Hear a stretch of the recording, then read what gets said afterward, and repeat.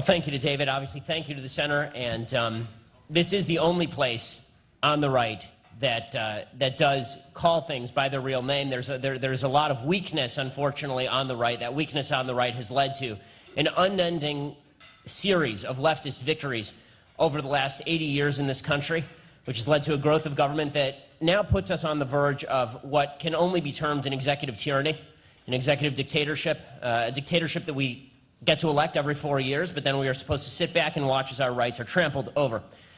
Last week, President Obama told a crowd in Minneapolis, quote, he was talking about the Republicans, of course, he's talking about the Congress. He said, they don't do anything except block me and call me names, because this is the most powerful man on earth whining.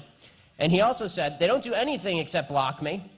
And then Dick Durbin, he was talking about specifically about immigration, Dick Durbin last week added that because these folks only block him and call him names, President Obama would, quote, borrow the power that is needed to solve the problems of immigration. You borrow it, right? Sort of like you borrow your neighbor's cup of sugar, except you never give back the cup of sugar because you've used it. Right? When power is borrowed, it is never restored. That's the point of borrowing power in the first place. President Obama is always very happy to borrow power because, as David mentioned, the left is fundamentally opposed to the Constitution of the United States. They are fundamentally opposed to the basic founding concept of American freedom and liberty. They seek to tear it down. I disagree slightly with David in terms of the president being a communist. David knows communism significantly better than I do, so I'll defer to his definition of communism. But in my view, the president is beyond that. He is a nihilist. He wants to tear down the system almost solely for the sake of tearing down the system. It's not even about establishing equality or establishing a basic standard of rights or to avoid poverty. It's about tearing down the system purely and simply. Now, there are folks on the left who see the Constitution of the United States as a real obstacle. These folks include people who sit on the Supreme Court of the United States. Ruth Bader Ginsburg said not long ago, she said, quote, I would not look to the U.S. Constitution if I were drafting a Constitution in the year 2012. I might look at the Constitution of South Africa. She said that was a deliberate attempt to have a fundamental instrument of government that embraced basic human rights, had an independent judiciary. It really is, I think, a great piece of work that was done, much more recent than the U.S. Constitution, which is, of course, why South Africa is such a thriving and wonderful and free country today. The South African Constitution contains the following provisions. Section 26 of that Constitution contains the right to housing, including the right to due process with regard to court-ordered eviction and demolition. Section 27 includes the rights to food, water, health care, and social assistance, which the state must progressively realize within the limits of its resources. This is the sort of constitution that the left wants, a constitution in which the government guarantees you stuff and violates your rights in order to guarantee you those things. And if they don't deliver on that promise, well, you know, they can't win them all. But the bottom line is that they will pretend to guarantee you these things. How do we know that they're just pretending? Because there have been other constitutions in the past that contain similar provisions. For example, there was a constitution in the recent past that suggested, quote, the distribution and usage of real estate should be supervised by the state in order to prevent abuse and in order to strive to secure healthy housing to all families, especially those with many children, in order to maintain health and the ability to work, in order to protect motherhood, and to prevent economic consequences of age weakness, and to protect against the vicissitudes of life. The state establishes a comprehensive system of insurances. This particular constitution also said that the state should transfer economic enterprises suited for nationalization into common property if the regulations for expropriation are obeyed and if compensation is not violated. I'm speaking, of course, of the Weimar Constitution.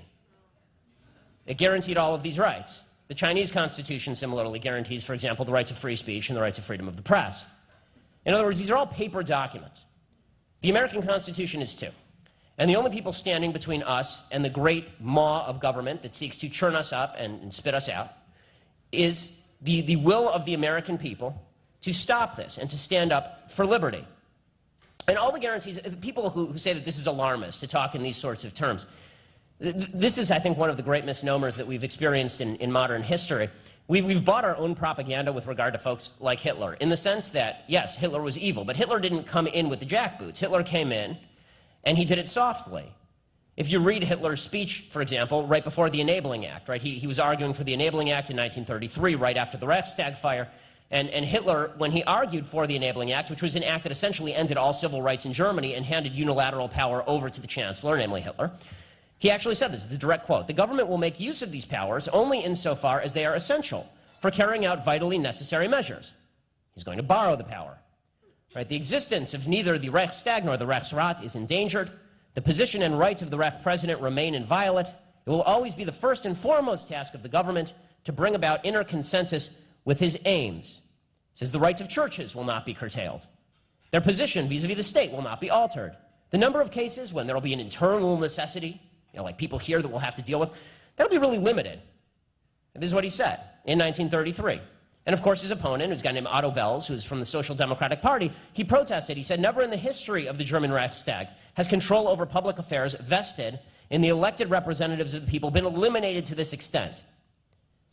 And what's amazing about this particular exchange is that the president of the Reichstag at that time was Hermann Göring, who's obviously one of Hitler's emissaries. He's his right-hand man. And he actually got up in the middle of the speech and he shouted. He was the head of the legislature. He shouted at the head of the Social Democratic Party, which was the opposition party. He shouted at them, "Stop talking and listen to Hitler. Now the chancellor is getting even." He was getting up and he's rooting for Hitler in the middle of this legislative discussion. Sort of like, obviously there are differences, but on a systemic level, sort of like the modern Democratic Party, sort of like members of the Democratic Party who have decided that they are going to forego their legislative duty as a member of the legislative branch to check the executive. In other words, the goal is more important than the system. The goal is more important than the system. Now, the Constitution was established. It's not a value-neutral Constitution. Our Constitution was established in order to embody certain basic values, in order to protect certain basic values, right? It was established in order to protect certain inalienable rights. We celebrated this a few days ago, although the fact is that if you read the current list, if you read the list written in 1776 of the violations of the king, many of them pale in comparison to the sorts of violations of rights that we see today. And when it talks about the multiplicity of officers that have been sicked upon the people of the United States, for example, in the Declaration of Independence, he's talking about a few tax officials. And he was not talking about the IRS specifically targeting particular groups at the behest of the President of the United States. The Constitution of the United States was specifically designed, though, to preserve certain values, to embody certain fundamental beliefs about the nature of humanity. So, for example, it was supposed to create a check against the nature of mankind. This is why the founders truly believed you needed balance, you needed interest to counterbalance interest. The nature of mankind dictated that men were capable of great evil and men were capable of great good. But no man could be trusted with ultimate power because men were capable of great evil, which is, of course, exactly what Madison said in Federalist 51. He said, men are not angels. If they were angels, no government would be necessary. And if they were devils, no government should suffice. Basically, we're human beings, and that's why we need interest to counteract interest. But this is not the view of President Obama and people like him. In their view, people who are not President Obama are devils, and he is an angel. In his view, and the views of members of this administration, people who work for the government are by necessity good. They are a self-selected group of people who are only there for the best. All the rest of us are there for the worst. We're there for self-interest, evil self-interest. It's why you see President Obama and his wife go around to the rest of the country and say on a repeated basis that if you really want to do good for the country, don't go into private sector. Don't start a business. Give back to go into public service with a cushy government pension and a nice rate of pay and an arbitration process if you should happen to rape somebody. But if you really want to serve the public, what you want to do is get into the business of government because that makes you a fundamentally better human being. And therefore, because you are now in this position, government should have all the power in the country. The Constitution was established on the basis that natural rights come from God, not from government. And that as soon as government violates those natural rights which come from God, you have a right to stand up to the government. And yet we are one vote away in this country, one vote, from religious rights in the country being finished. And I mean that very seriously. As an Orthodox Jew, it's something I take very seriously. If the Hobby Lobby case goes the other way, and remember it was a 5-4 vote, we are talking about the ability of the government of the United States to force religious people in their daily lives to violate their own religious precepts. Precisely the opposite of what the First Amendment was supposed to guarantee. The founders never would have contemplated this. For the founders, there was no conflict whatsoever between the idea that church was not supposed to infect state and the idea that state was not supposed to crush church. That's because government was supposed to be small. So the idea that government was ever going to infringe on American liberties so far as religious practice, that was unthinkable to the founders. We're there. It's where we are. Right? The Constitution was established in order to establish the basic principles that these rights cannot be taken away from you, that the government cannot arbitrarily apply the law. The government can't, for example, leave the border wide open in order to incentivize tens of thousands of illegal immigrant children to cross it, and then decide all of a sudden to apply the law when busing those kids to Murrieta. And the people who are telling the federal government that they ought to enforce the border become the real criminals in this administration. So what do you do when you're faced with a group of folks who fundamentally are criminals? Because in order to get to what they want, they have to tear down the Constitution. And because the Constitution is a system, they have to violate the system, they have to destroy the system, they have to tear it out by the roots. You have to engage in wildly law-breaking activity, and you need everybody to look the other way. Those are the two things that need to happen in order to achieve what we are looking at right now, which puts us on the verge of an executive tyranny, meaning that the President of the United States can do damn well what he pleases, and nobody can stop him. And we are now in that position. And I said this on Sean Hannity's show the other night. I said the President of the United States could literally strangle you, and might want to. Right? He could literally strangle you on this stage, and the American people could do nothing about it. Because the Constitution of the United States provided as the remedy for that impeachment. Well, Harry Reid doesn't like Sean Hannity very much, so if the President were to strangle Sean Hannity on a stage, then the President of the United States would then be subject to the whims of Eric Holder and Harry Reid, which means, of course, that nothing would ever happen.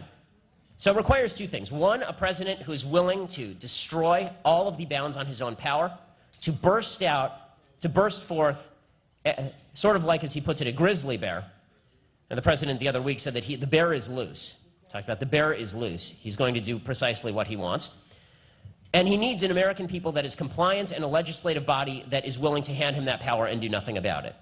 And fortunately for this particular president, that's exactly what he has. And this is a criminal presidency. It's important that folks understand. This is why, in my new book, The People versus Barack Obama, in that book, I make the case this is a criminal presidency, specifically because we cannot see this presidency as just more politics. This is not just more politics. What we are watching has nothing to do with politics. This has to do with criminal violations. If President Obama were in the private sector, he would be in prison, Eric Holder would be in prison, Kathleen Sebelius would be in prison, Lois Lerner would be in prison, everybody who is working at the ATF during Fast and Furious would be in prison. All of these folks would be in prison. The safest place to be a criminal in American society today is in the government. That is the safest place to be a criminal. If you're looking to steal from somebody, if you're looking to harm somebody, if you're looking to kill somebody, if you're looking to leave 4 people without guns in terrorist part of the world and watch them die, the safest place to do that and then run for president is in the government. So here are just a few of the crimes that this administration has pursued in furtherance of its goal, which is, of course, to destroy the Constitution and to destroy the American system as we know it. And this all sounds alarmist. To folks on the left, they say, oh, this is alarmist stuff. The president can't do anything that he wants. Well, then why are you arguing for him to be able to do anything that he wants? I mean, really, what exactly have you heard folks on the left say? The president has gone too far this time. Anything? Will they ever say that? Of course not. George W. Bush went too far because he was on the other side of the aisle. But President Obama, he can never go far enough. And in fact, we should work to ensure that he continues to go further. The president made an amazing statement the other day. The president of the United States actually said the other day, he was talking about the intransigence, the supposed intransigence of Congress. And he said, Congress won't work with me. I will continue to act to do whatever is necessary. He said, and if the Republicans don't like it, if they don't like it, they can join me. So these are the two choices in America right now. Bow to the dictatorship or bow to the dictatorship. Right? These are the two choices. So here are just some of the crimes that this administration has taken part in. Espionage. Right? You're not allowed to give money or guns to terrorist groups. Ask Hamas how that's working out for them. Because the President of the United States continues to sign $440 million worth of money over to the Palestinian Authority unity government, which includes Hamas and Islamic Jihad, State Department-sponsored terrorist organizations. And the State Department has sided with Hamas, with the Palestinian Authority, with Islamic Jihad, called on Israel for restraint against terrorist groups that kidnap young Jewish boys and then proceed to murder them. They're doing this now on the basis of this Palestinian kid who tragically was killed by Jewish extremists. There is a vast difference between the two sides. There are no streets going to be named after these Jewish pathetic pieces of human refuse who engaged in this conduct. They're going to be prosecuted to the full extent of the law. Every Jew who watched what happened on Sunday when this arrest took place and all this came out felt sick to his stomach. They felt like vomiting and never stopped vomiting. That was not true on the other side. When these 3 Jewish boys were killed, Hamas was celebrating. They ran ads in their newspapers showing these 3 Jewish boys as dead rats. Okay, there is a vast difference between the two sides, but of course this administration, this administration is not interested in any way in cracking down on terrorism. They're interested in funding terrorism. We've now reversed sides in the war on terror. Everybody who we were fighting has at one point or another received American money or guns, including ISIS, right, who are now fighting in Iraq. And both sides of that we're now funding. Right, Iran, we've relieved the sanctions on, so they're taking over the southern half of Iraq, and ISIS is taking over the northern half of Iraq because we funded their allies in the war against Bashar Assad, who, it turns out, we're now going to fund to fight ISIS. So we are now on every side of every issue except the right side, which in that arena of the world is Israel and Israel alone. And that's espionage, and it's a violation of the Arms Export Control Act to boot. The Arms Export Control Act suggests I cannot funnel, if I were to funnel a gun to ISIS, I'd be arrested. If President Obama does it, that's just American foreign policy.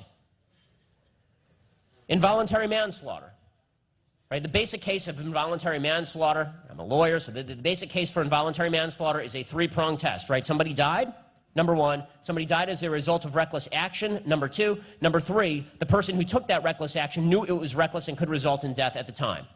Okay, those are the 3 elements of involuntary manslaughter. Benghazi, anyone? Leaving no security anywhere in the vicinity, in an area where we were running guns to Syria through Turkey. In an area where the New York Times had reported literally the year before that the entire town was run by Ansar al-Sharia. And surprise, surprise, Ansar al-Sharia was behind the terrorist attack that killed Chris Stevens and 3 other Americans. Right? Who's responsible for that? Hillary Clinton's responsible for that. She's guilty of involuntary manslaughter. She shouldn't be worried about whether she goes to the White House. She should be worried about whether she goes to the big house. Unfortunately, we have an attorney general who would never prosecute anyone for these sorts of violations because he too is a criminal and he too is guilty of involuntary manslaughter, as it turns out. He greenlit the Fast and Furious program. Turns out that you might think that running guns to Mexican drug cartels, with no tags in them, by the way, there were no electronic monitors on these guns. It was widely known inside ATF that when you run guns to the Mexican drug cartels, the only place they're going to show up so that we can back-channel them, backtrack them, and figure out where they were is at crime scenes. This was explicitly known at the ATF at the time. You might think that's reckless. You might think that that might result in homicide, like the killing of a Border Patrol agent, perhaps. And you might be the head of the DOJ. And if you were involved in this, you were probably promoted. Because nobody who's responsible for Fast and Furious has gone to jail. Nobody's really even been fired. How about violation of internal revenue laws? If you or I were to leverage the IRS to crack down on particular folks, we would be put in jail. That's a violation of the Internal Revenue Code itself, 26 U.S. Code 7212 for people who are following. It's also a violation for politicians and for politically motivated bureaucrats to get involved, and this is a violation of the Hatch Act. Right? The Hatch Act prohibits bureaucrats from getting involved in political situations like this and targeting political opponents. It's a violation of law. But it's a phony scandal, according to the President of the United States. You want to know how corrupt and criminal and nasty this administration is? John Eastman runs the National Organization for Marriage. I'm sure some of you know of John. John's National Organization for Marriage is obviously a pro-traditional marriage organization. This administration is anti-traditional marriage, and so the IRS leaked the confidential tax information, including donor information, about the National Organization for Marriage, which is a 501c3, which means their donors are confidential. They leaked their entire donor list to the Human Rights Campaign, which is a gay advocacy group. Now, they used a middleman in order to do this. John's group, National Organization for Marriage, sued the IRS. The IRS acknowledged that they had, in fact, leaked this material and signed over 50,000 of your tax dollars to the National Organization for Marriage. Now, what John did is John said, okay, fine. You know, we'd like to find out who particularly at the IRS did this. Let's trace this back up the chain. Who decided that it would be a great idea to hand over confidential tax information to political opponents? Right? Who decided that would be a great idea? So they said to Eric Holder, why don't you prosecute the middleman, right, who had received the confidential tax information and distributed it in violation of law? Why don't you prosecute him? Eric Holder said, no one will be prosecuted for this. No one will be prosecuted for this. So John said, okay, fine. You're not going to prosecute him. Give him immunity. Because this guy was pleading the fifth. You can only plead the fifth if there is a threat of criminal prosecution. Right? You can't plead the fifth. If you come to me and you ask me if I was cheating on my wife, I can't just say I plead the fifth. That has no relevance. You're not threatening to criminally prosecute me.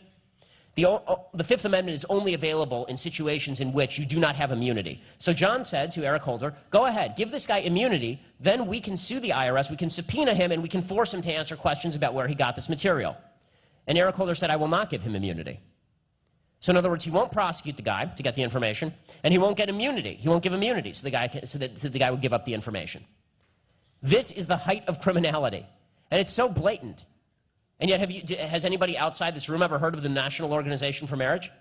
Can you imagine if the NAACP had sued Bush's IRS, and Bush's IRS had said, yeah, you know what, we discriminated against you, here's a $50,000 settlement. You think that might lead the news for a few nights? But for the Obama administration, it will not even make the back page of the New York Times. How about unauthorized disclosure of information? You're not allowed to leak confidential national security information, and yet this administration has done that repeatedly. This administration has done it 4 separate times with regard to Israeli national security information, sunk Israel's ability to strike Iran. Israel was supposed to use an airbase in Azerbaijan to strike Iran. That was leaked by the Defense Department to the New York Times. Israel was supposed to work with the Saudis to use Saudi airspace to strike Iran. That was leaked by the Defense Department to the New York Times. Israel was behind Stuxnet. That was leaked by the Defense Department to the Washington Post. And Israel was working out agreements with particular groups to go in and try and decapitate some of the heads of the nuclear program. That was also leaked by the Defense Department to the Washington Post. But it's not just Israeli national security information that's being leaked. You know how we all knew that President Obama had his kill list? You know, Rand Paul has been very big on President Obama has his kill list. American citizens abroad who he just decides we can kill. Which, by the way, is, regardless of what you think of the killing of Anwar al-Awlaki, and I'm fine with it, he's a terrorist, he deserved to die, the possibility that we now live in a country where the president can determine, based on which side of the bed he woke up this morning, whether to hit somebody with a drone or trade them for 5 Taliban terrorists is frightening. That should be frightening. Bo Bergdahl was no friend to the United States, according to most reports. And yet he was an American citizen who had to be brought home just in time for the president to quash the VA scandal. He had to be brought home at the cost of 5 top Taliban officials. Because he was an American citizen, he had to be brought home. Well, if his name happened to be Anwar, he'd be dead from a drone strike in Yemen. So the president literally, I mean, that is, if there's anything that speaks to dictatorial power, it is the ability of the president to unilaterally declare who is an American citizen and who is not an American citizen for the purposes of hitting them with a drone or trading terrorists for them. Deprivation of rights under color of law. The fact is that what the Obama administration has done as far as the mining of metadata, and I'm a hawk on national security, is far beyond the scope of the Patriot Act. Far beyond the scope of the Patriot Act. Representative Sensenbrenner has said as much. Right? Sensenbrenner, who wrote the Patriot Act, said if I had ever conceived that the Patriot Act would be this widely applied by the President of the United States to be checking our Gmails and our G-chats and our metadata on our phones, I never would have signed off on the thing. This is a violation of our rights under color of law. Bribery, obviously, is rampant within this administration. The president has paid off unions. The president has paid off various political allies with ambassadorships. He's paid them off with cash to their companies. I mean, some of the statistics on bribery from this administration are just stunning.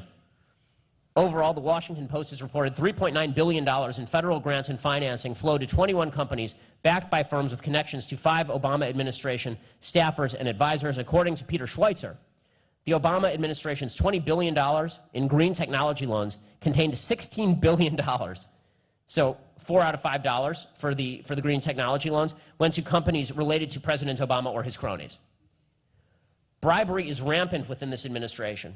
And then, of course, there's obstruction of justice, in which the federal government gets involved in cases it has no business in.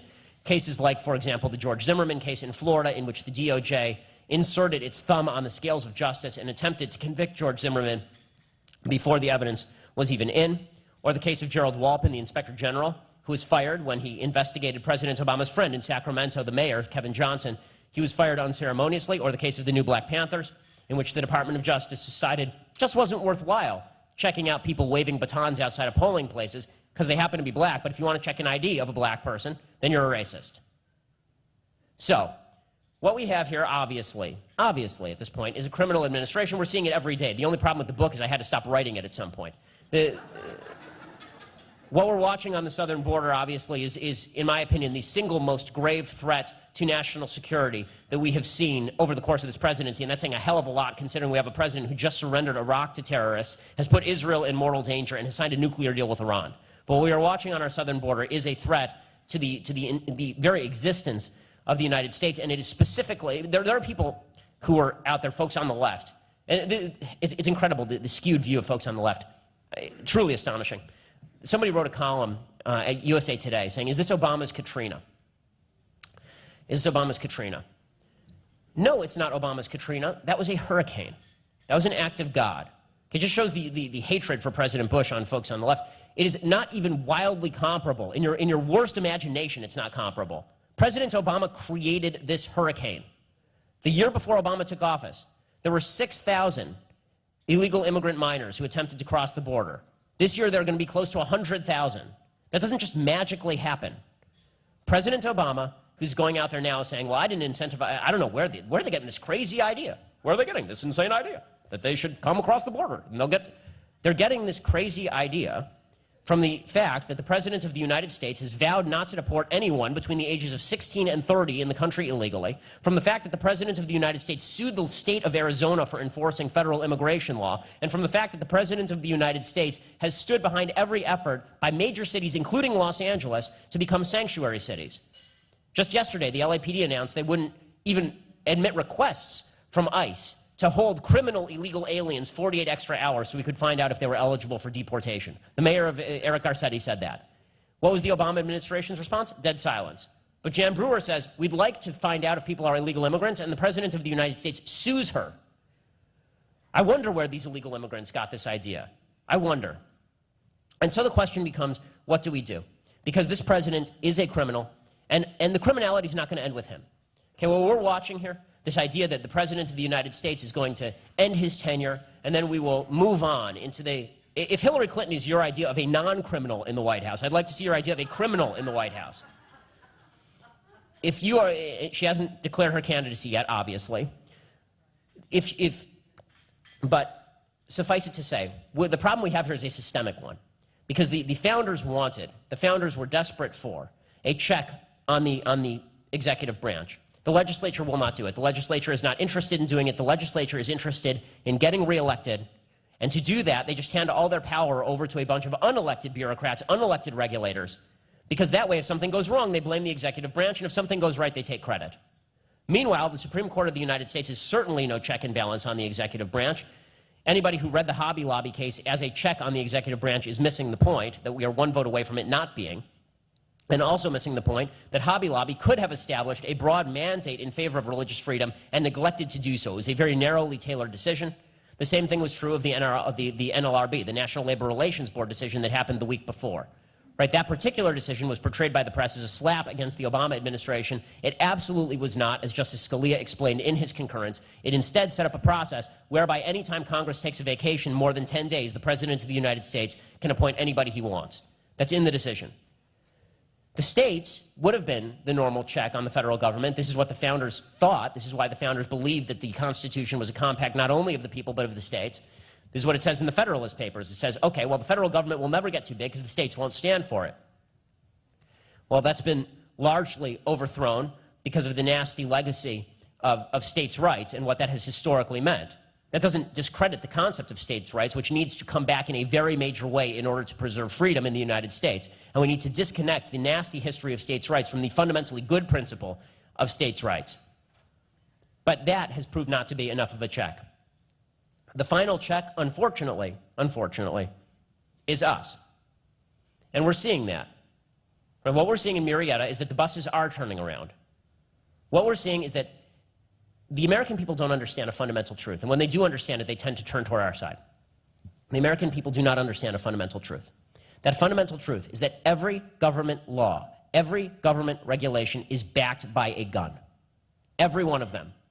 In the end, the EPA regulations on how much water you use in your toilet, if you don't use the proper amount of water in your toilet, the first thing they will do is they will send you a fine. If you refuse to pay the fine, they will put a lien on your property. If you refuse to pay the lien, they will send an agent with a gun to your house to arrest you. And if you resist, they'll shoot you. Every government law is backed by point of gun. And now, if Americans realize this, if it occurred to them that this was the truth, they might be a little bit more careful about what exactly they decided to give people the power to do with a gun. Now, the left has this meme that folks on the right love guns. We love guns.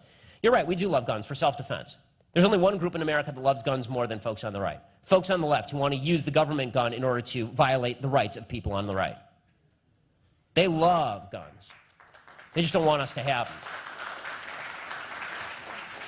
So for the final barrier between what really is a great American past and a tremendously awful American future, then the question becomes, what do we do? And I've suggested in the book that we can pass a law that would allow us to sue the Obama administration, sue the executive branch, hold them up in court. That would do something. You've heard people like Andy McCarthy push for impeachment. Sarah Palin today pushed for impeachment. Only one problem. In the grand history of the United States, 19 total impeachments in the House, 8 total convictions in the Senate. So I don't think getting rid of one executive official once every 30 years is probably going to do it. In the end, it's going to come down to, unfortunately and fortunately, convincing people. It's going to come down to making people understand these fundamental concepts, which is why what we're doing at the center is so important, which is why the information that we propagate is so important, because the media is, of course, the great lie machine on behalf of the executive tyranny. The press is more than happy to watch the president violate American freedoms so long as he's on their side. And so we're going to have to step up. We're going to have to call things by the right name. We're going to have to tell the truth. We're going to have to go into communities we never thought we were going to have to go into. We saw today that the Republican National Committee decided that it would be a great idea to hold the convention in Cleveland, which, if it's not good enough for LeBron, it's not good enough for conservatives. But they decided to hold it in Cleveland. Republicans need to get out of the realm of this is politics as usual, and they need to get into the realm of we are fighting against a tyranny, and unless we convince enough people to fight that tyranny, we are going to lose. What they should do, what conservatives should do, Republican, not Republican, doesn't matter, what conservatives really truly should do is they should hold a convention in Detroit, in downtown Detroit. I'm talking like the worst part of Detroit. And what they should do is they should buy up one of those horrific horror show looking old buildings, you know, that looks like comes straight off the set of a zombie movie. They should buy it up, they should refurbish the inside, and the entire speech by whoever the nominee is, the entire speech should just be a long shot of the surroundings in the city of Detroit, and they should say, this is what Democrats do. This is what the left does.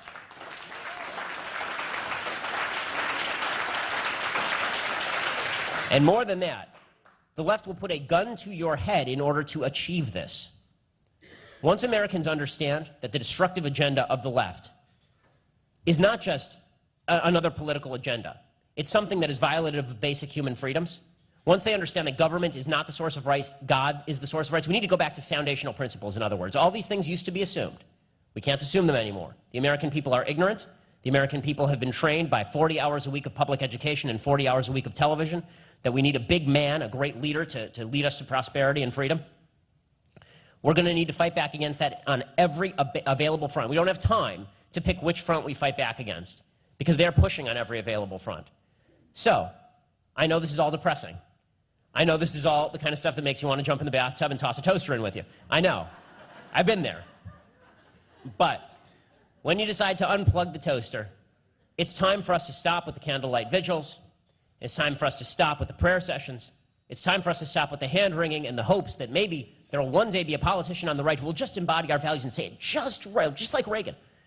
And it's time for us to realize that, in the words of a famous would-be dictator, we are the people we've been waiting for. Thanks so much.